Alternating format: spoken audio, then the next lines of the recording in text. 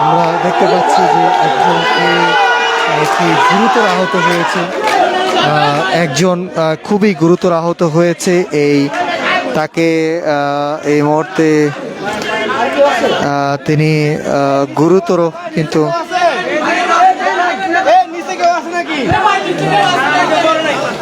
একজনকে দেখা যাচ্ছে নিয়ে যাওয়া হচ্ছে মেডিকেলে।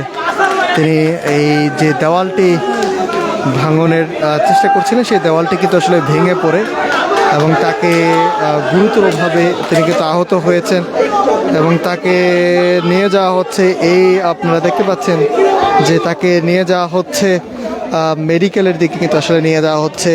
এই দেওয়ালটি কিন্তু আসলে ভেঙে পড়ে, সেই দেওয়ালটি আসলে ভেঙে পড়ে, এই দেওয়ালটি ভেঙে তার উপরে কিন্তু আসলে পড়ে একজন উৎসব জনতা শিক্ষার্থীদের উপরে ইট নিক্ষেপ করছেন, যে যেভাবে পাচ্ছেন দেওয়াল ভাঙার চেষ্টা করছে।